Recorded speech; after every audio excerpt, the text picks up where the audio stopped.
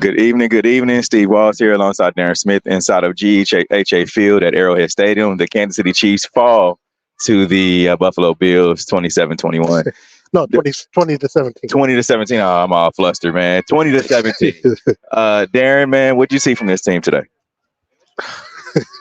I don't know, man. I it's hard because we've had these conversations post game, pre game, and I have said it, and I said last week on our radar that if the Chiefs had to score a touchdown, had to score a touchdown to win the game, I wasn't confident in them succeeding.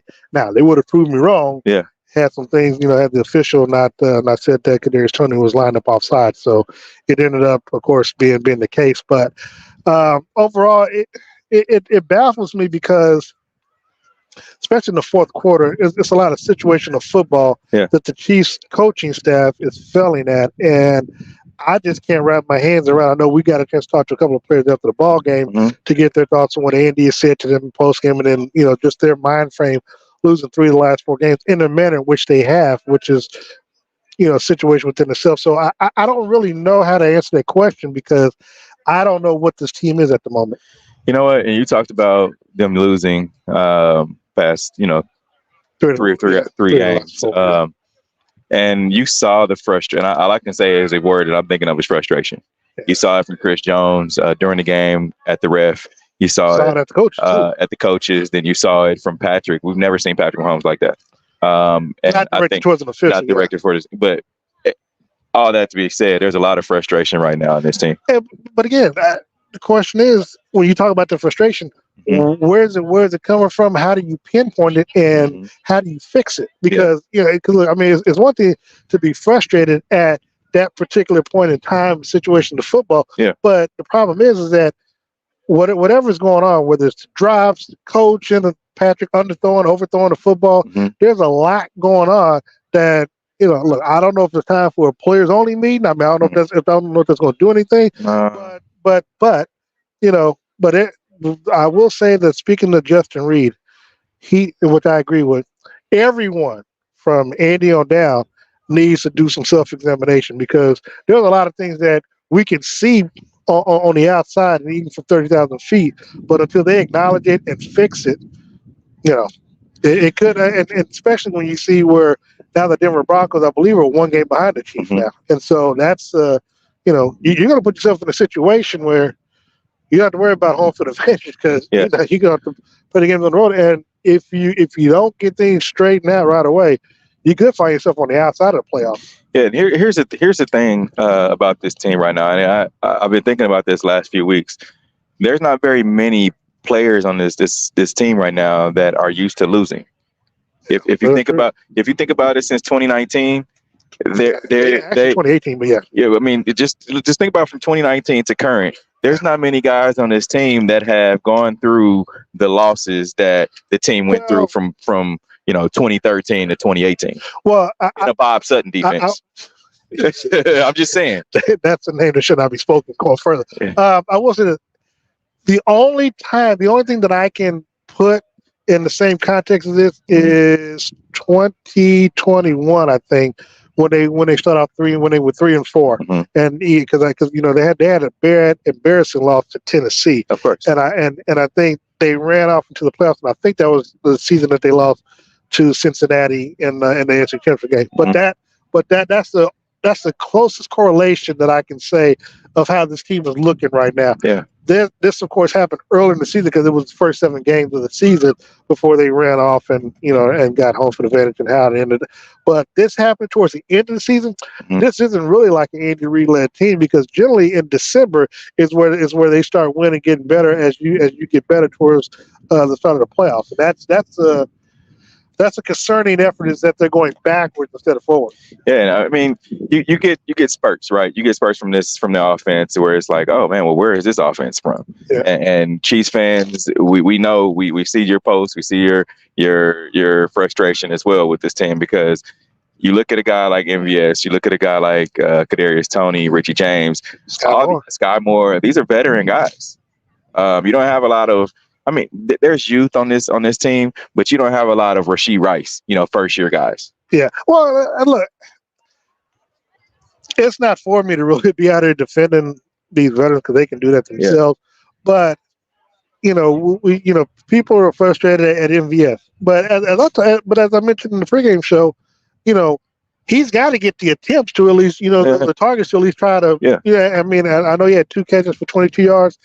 Scott only had 1 target today. He didn't have any catches and receptions, and I think it was a couple of the players that had like 1 catch or something like that. So again, as I mentioned before, they might need to limit the rotation of the receivers, to where you can, instead of trying to get everybody to football, trying to be pass happy and trying to get everybody involved, focus on a select core and just run with that offense from there. Because right now, again, but let me ask you something. Let me say the defense is giving you Travis Kelce. Like they gave you Travis Kelce today, but again, they're trying to tell you we'll let you try to do something with the other receivers, and we see what's happening with that. But you mentioned the core, but who is that core? Because you think about it, I mean, you talk about Sky Moore, you talk about Kadarius Toney, Richie James. And these are starters that are putting up. I mean, you could throw, even though he's injured, but you can throw McCole in there. You can still talk about Travis Kelce. Who is the core? Because I mean, right now nobody is really in that core. If you're asking me, I would have to say Rashee Rice. I would have to say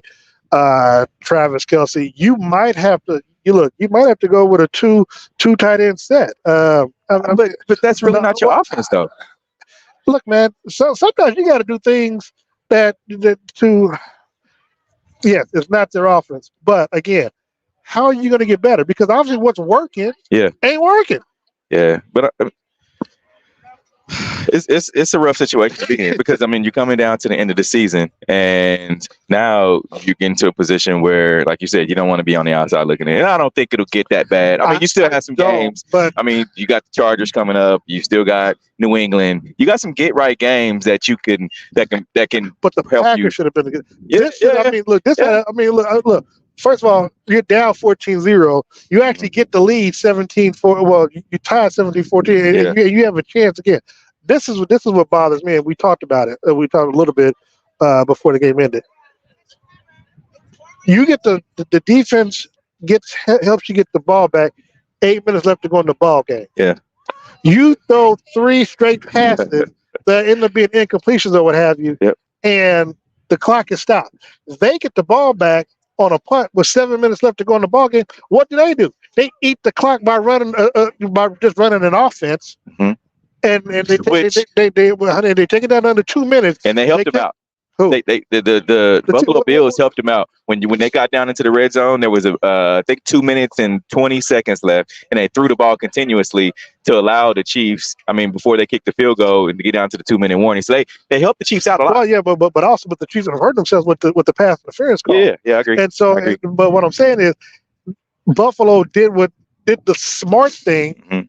By running offense that took 5 minutes off the clock. They had a chance. The Chiefs had a chance with 8 minutes to go. Just try to run essentially just what Buffalo did. Yeah. Just run the football, pass when you needed to, or whatever, and they didn't. They always get so pass happy that again I don't play calling again. There's a lot of self-examination that needs to go on, but when you have 8 minutes left to go in the ball game and you're throwing 3 straight passes, like you're in the lead. Yep. And you're trying to, again, they could have done the same thing the Buffalo did, run the clock down, kick a field goal, or get a touchdown, and then let them try to, So it's, it's mad and frustrating. And this is like, if we see it from way up there, how can nobody, or how can the coaches, nobody else figure this out? Yeah, and here's another thing about it, too. You get this team, and my X factor was Clyde Edwards-Helaire, right? Filling in for the injured Isaiah Pacheco was a starter. I think you ran for like 39 yards. But that was all first half. Second half, you really didn't run the football that much. You had some good opportunities from Jerick McKinnon. We didn't see that anymore in the second half. I mean, look, we talk about it, man. No matter how well it looks like they're running the football. Yeah. They always go back to the past. And look, I get it, but 2022, this ain't that same team. Yeah.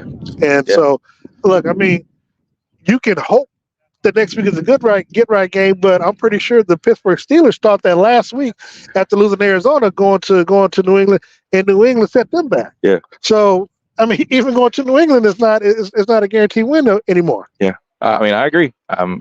Look, what does this team go from here? I mean, when they go to New England next week, I mean, and you know, Bill Belichick always has an eye against the Kansas City Chiefs, right? I mean, that's since the Tom Brady era. So what do they do? Well, first of all, they definitely going to look to play the role of spoiler because I mean, they don't. I mean, they're not playing for a playoff spot. So, yeah, they don't have so anything to lose. yeah. So you have. I mean, you can throw everything out there against Kansas City. Now, luckily, this is a 1 o'clock game where they flex it out of the Monday night game. So, Rightfully so. Right. Look, maybe it's a good thing that maybe the whole country won't see this game. So, if I'm New England, man, I'm throwing everything, including the kitchen sink, at the Chiefs and see what because right now the Chiefs are. This is like in the seventh round for them where they, where they're having haymakers thrown at them, Yeah. and they just don't know what to do. I mean, they don't know if they need to block, they need to duck, so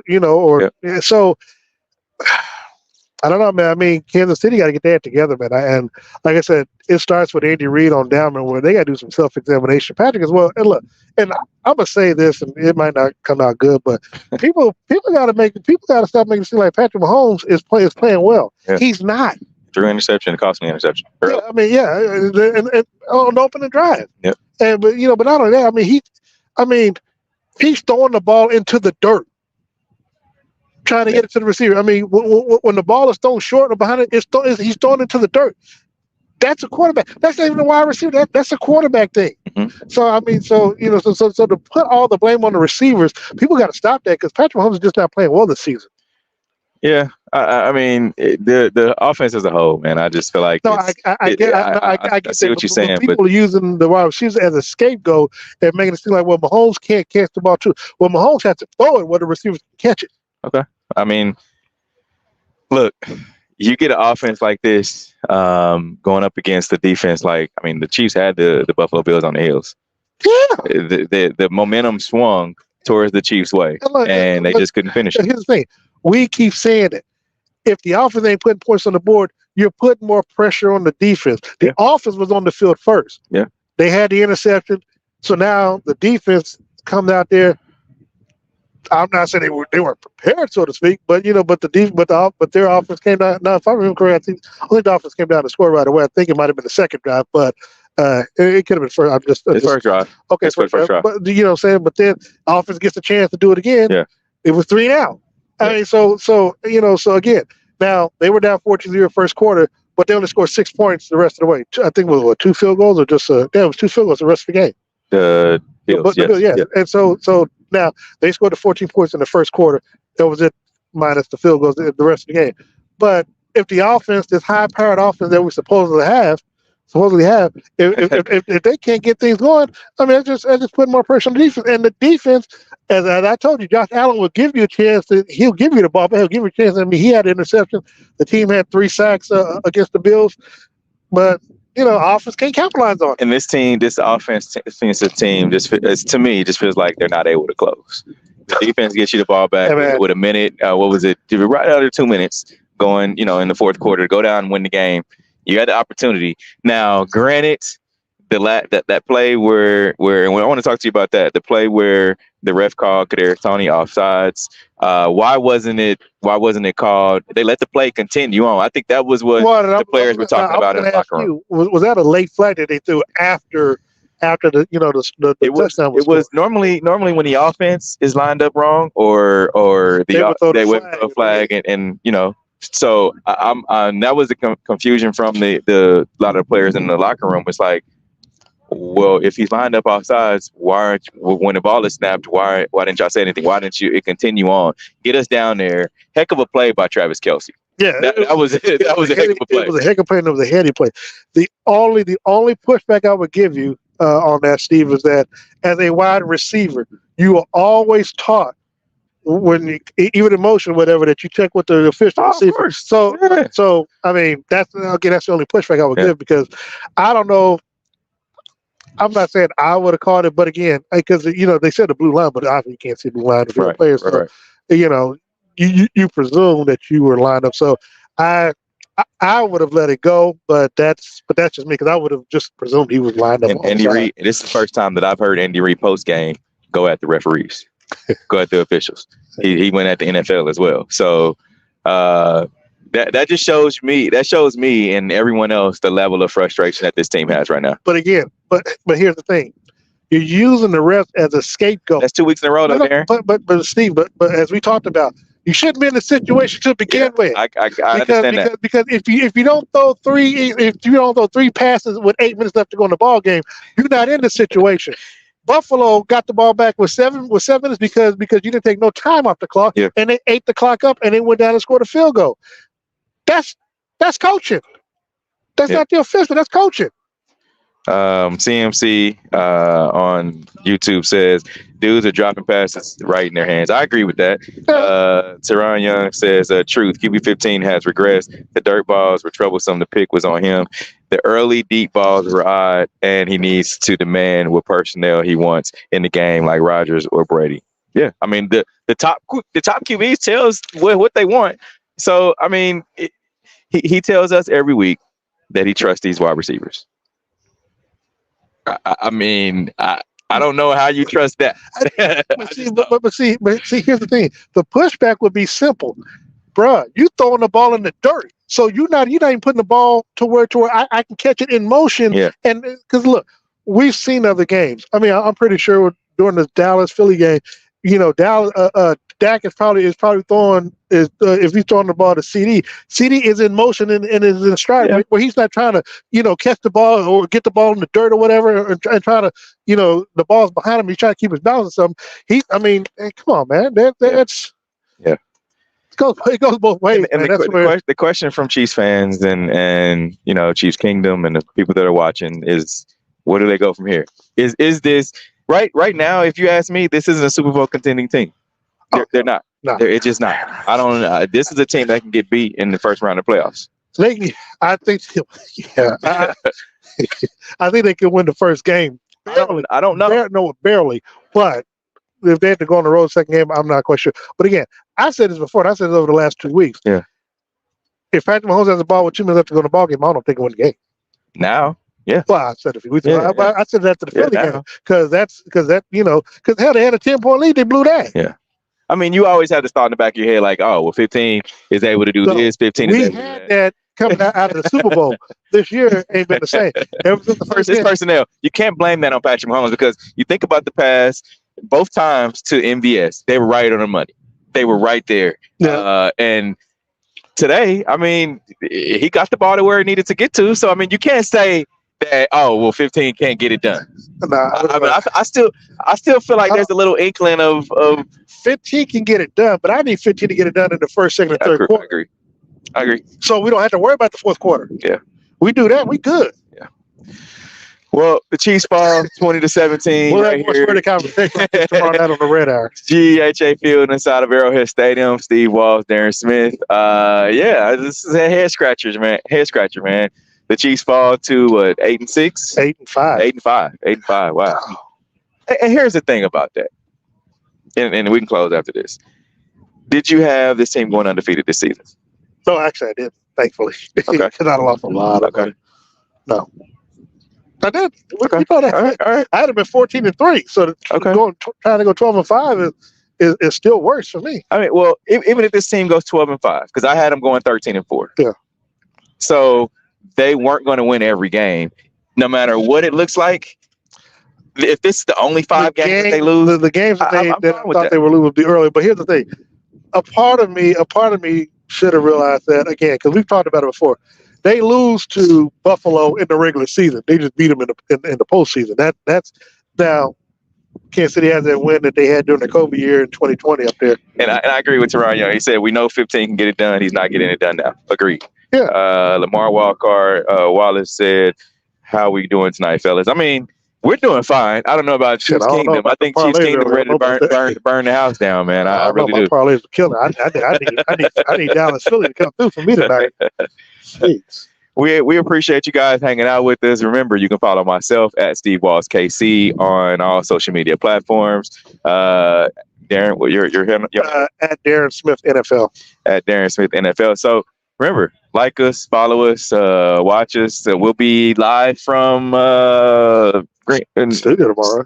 Studio. I'm talking next week for Chiefs. Oh, Foxborough. Yep. Gillette Stadium. Gillette Stadium is where we'll be. Remember, you can find us the pregame cheat sheet 1 hour prior to every NFL football, every Chiefs football game. So, and then the red hour tomorrow night. The red hour. Yep, the red hour. You can watch myself, Darren Smith, along with Sean Tyler, and also DJ Q. We'll be live from the Sideline Sports Talk studio at Hy-Vee Arena. Remember, catch us, like us on all social media platforms. Until tomorrow, we are out of here. We really need Philly to lose so we can so Q can feel like us.